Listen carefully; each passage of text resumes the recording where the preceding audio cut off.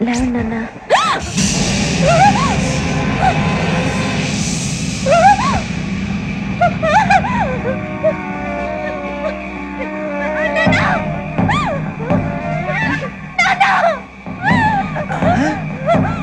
ఏంటమ్మా ఏంటి ఏమైంది సార్?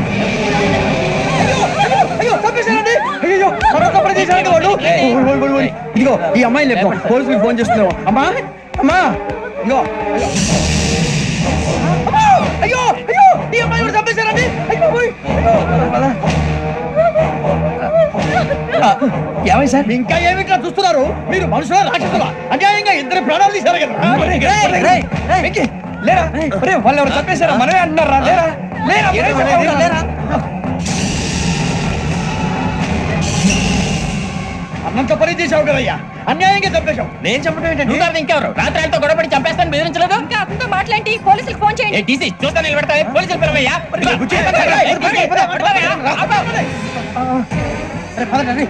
అరే